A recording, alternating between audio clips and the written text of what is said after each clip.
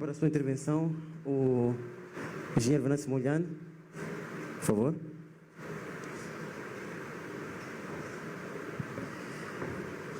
Para dizer, a pergunta é quais os mecanismos institucionais e políticos que podem ser implementados para assegurar uma efetiva independência do Parlamento em face ao Executivo.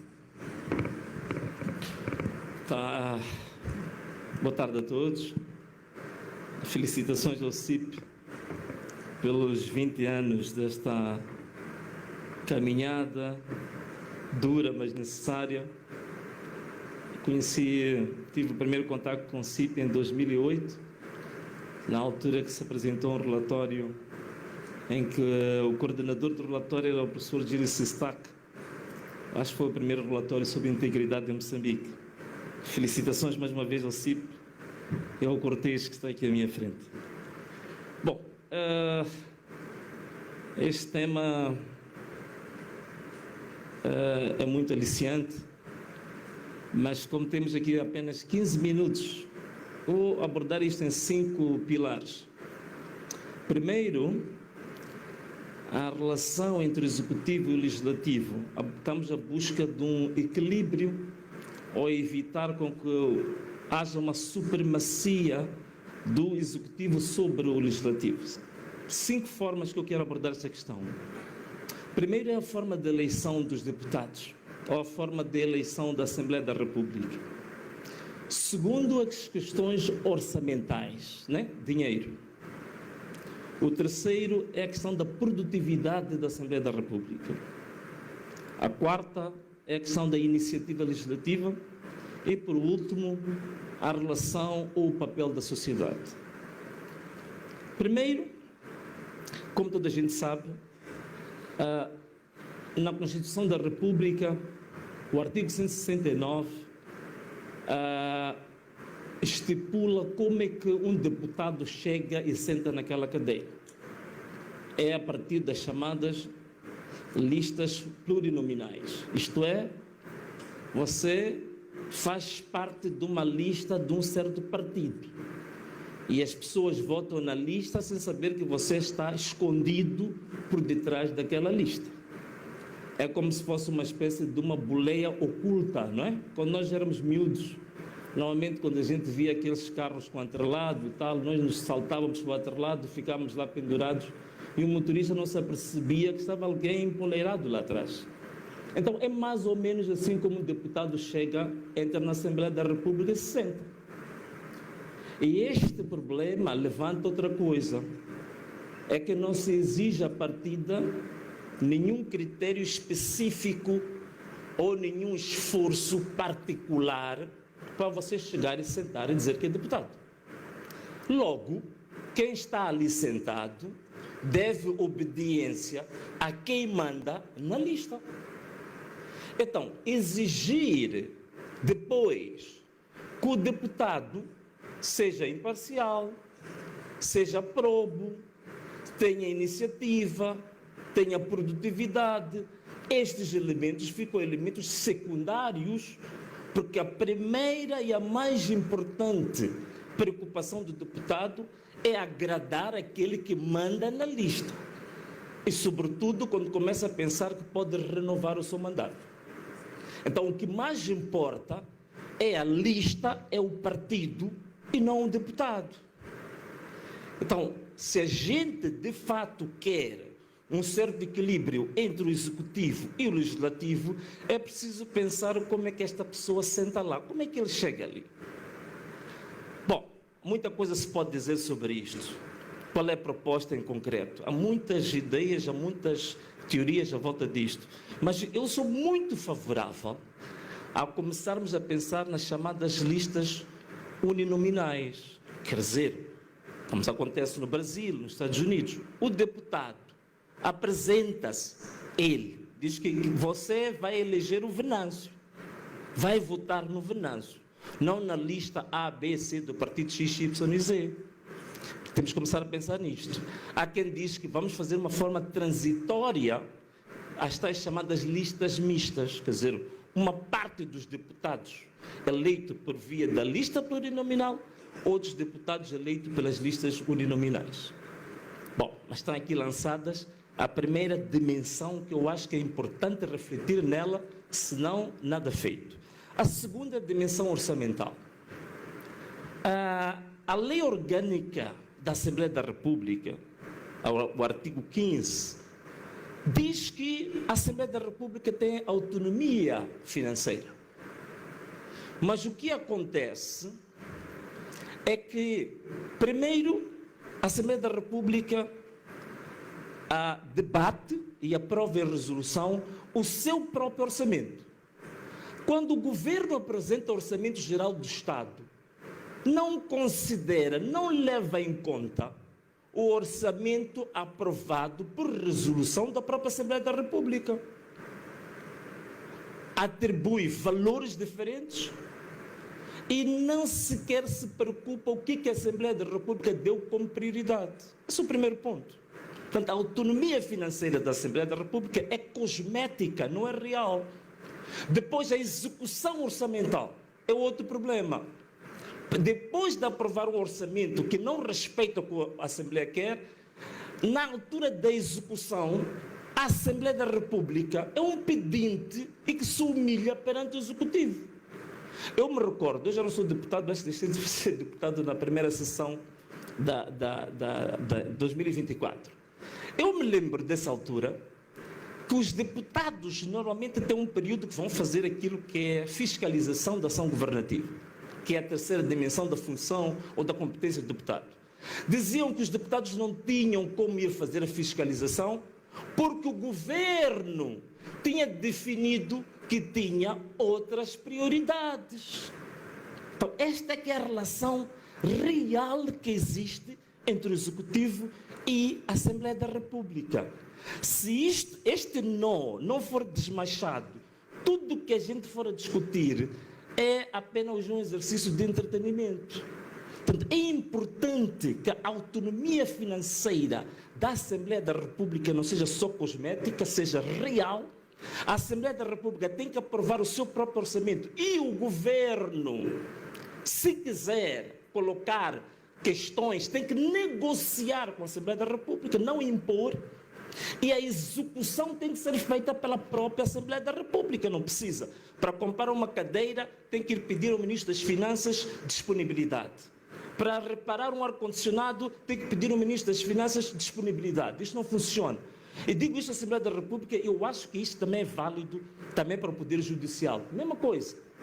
Dizem que os juízes gostam de estar numa boa, nas cidades, não querem ir ao campo, não sei o quê. Você vai ao campo, o juiz é um capacho do secretário de Estado. Para ter a sua casa mobilada depende do secretário de Estado. Para ter a sua segurança depende do secretário de Estado. Então, não pode.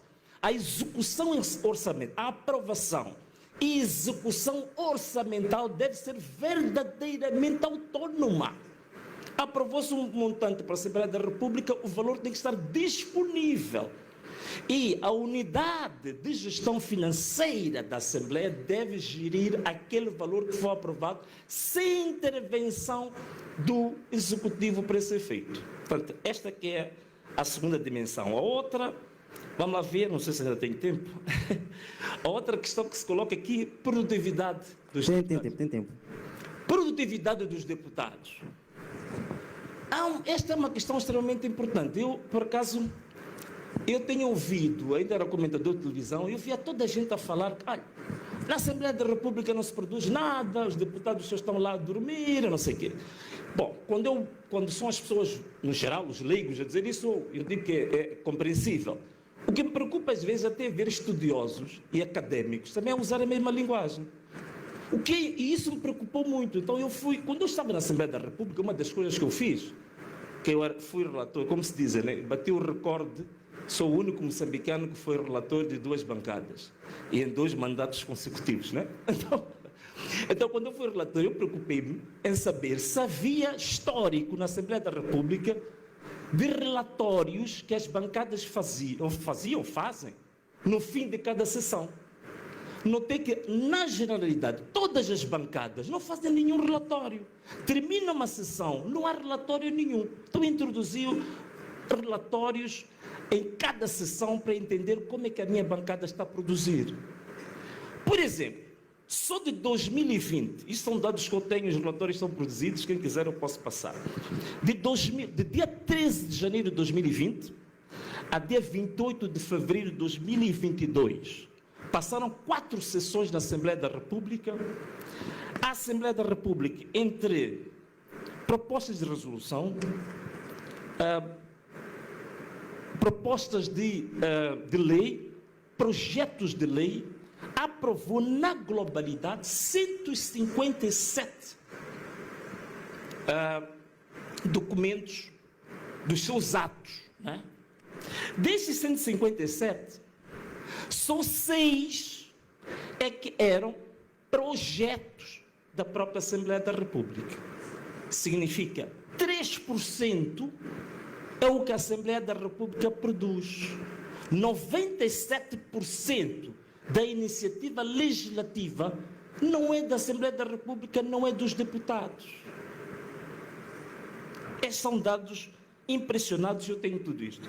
Por exemplo, na minha bancada, antiga bancada, da Renamo, em 2 anos, 4 sessões, tiveram 506 intervenções. Parece muito, mas se dividir pelo número de deputados que se 60, dá 8 intervenções por deputado durante 2 anos, 4 sessões. Significa, mais ou menos, 2 intervenções por sessão. Este é o quadro real da Assembleia da República. Mas também não é só culpa dos deputados. É que a própria Constituição e o regimento diz que para iniciativa legislativa, o deputado não pode fazer uma proposta, não pode apresentar uma iniciativa legislativa que possa ter impacto para reduzir a receita ou aumentar a despesa. Isto é, o deputado tem que apresentar o impacto orçamental. O governo pode apresentar todo tipo de propostas que quiser, não há problemas nenhum com o impacto orçamental. Mas o deputado, que tem função primordial, produzir leis, para apresentar uma proposta, uma iniciativa legislativa, já tem uma arma apontada a dizer que você não pode aumentar a despesa com isso. Isto tem que ser alterado. Portanto, isto tem que ser absolutamente revogado, isto. Portanto, a função do deputado, se não for produzir leis, é para produzir exatamente o quê? Está aqui uma proposta concreta em relação a esta matéria. Por fim, há também uma dimensão desta questão que não passa essencialmente por olhar pelos deputados ou olhar pelo executivo. Como é que a nossa sociedade encara esta questão da supremacia do executivo em relação ao legislativo? Porque se a Assembleia da República é uma Assembleia representativa do povo, então significa que a atividade da Assembleia da República, em nenhum momento, nós como povo ou como população, podemos dizer que isto é um problema deles. Não é. Porque se é uma Assembleia representativa nossa, significa que tudo o que eles fizerem, em determinada forma, nós estamos identificados, estamos linkados a isso. Aqueles que são bancários gostam de dizer, estamos indexados a isso. Então, como é que a sociedade olha para isto e como é que se coloca? Claro, há muitas barreiras legais que foram colocadas. Por exemplo, para fazer uma iniciativa legislativa, o cidadão comum não tem base legal para fazer. A Constituição da República, eu penso que o artigo 192, diz que a iniciativa legislativa cabe a quem? Cabe ao Presidente da República. Até o governo tem também aquilo, competência para a iniciativa legislativa, e depois os órgãos lá dentro da Assembleia da República, bancadas parlamentares, por aí fora, e os deputados. Cidadão comum não pode apresentar uma iniciativa legislativa, tem que pedir apadrinhamento, ou uma bancada, ou a Presidente da Assembleia da República. Mas isso é uma limitação para nós? Eu acho que não. E hoje eu trago aqui um exemplo para mostrar como é que nós temos que agir como sociedade. Engenheiro tem 2 minutos. 2 minutos, só para terminar. Durante a última semana, houve um debate muito acalorado sobre o Sustenta, não é verdade isso? Então, todo mundo falava de Sustenta, nas redes sociais, debates televisivos, em tudo que é lugar, nos bares, nos cafés, por aí, todo mundo falava de Sustenta. Os problemas identificados do Sustenta vem mais ou menos, pelo menos eu comecei a falar há 3 anos. Hoje o debate está muito acalorado. A minha questão que eu coloquei é a seguinte: isto vai ser resolvido apenas por um debate acalorado, de momento, circunstancial? Não. É importante que a gente use instrumentos que possam despoletar um processo para responsabilização. Senão todo o debate que estamos a fazer é nulo e de nenhum efeito. Agora, vamos encontrar limitação na lei, porque eu não posso fazer isso com pessoa. Então, eu aqui queria apresentar-vos um exemplo, que eu acho que é o que nós temos que fazer no futuro. Hoje, eu fui submeter um ofício à Presidente da Assembleia da República, doutora Margarida Damugita Lapa, um ofício que solicito a ela, nos poderes que tem e no âmbitos procedimentais e regimentais, que ela possa colocar esta proposta para discussão nas bancadas e no plenário. E qual é a proposta? É a proposta de criação de uma comissão parlamentar de inquérito para averiguar a probidade na gestão do Fundo Nacional de Desenvolvimento Sustentável, ou como muita gente conhece, Sustenta. Então temos um instrumento legal e que eles têm que reagir em relação a isto. Fui submeter também à Procuradoria-Geral da República, também, se há indícios criminais ou de gestão danosa, levei todas as provas que eu pude recolher, fui submeter hoje ao procurador, a dizer, tem um problema de Sustenta que é tão discutido aí, estão aqui as provas e a fundamentação de que isto é um caso e que tem fortes indícios de ser um crime público. Então, o procurador tem trabalho, a Assembleia da República tem trabalho. Tem alguns deputados que estão aqui, se pudessem defender essa proposta lá, eu agradecia. Tempo esgotado. Então, olha, muito obrigado. Ana Malala. Muito obrigado, engenheiro, por a sua intervenção. E vamos ter espaço para fazer as devidas perguntas, que seguramente são muitas, num contexto em que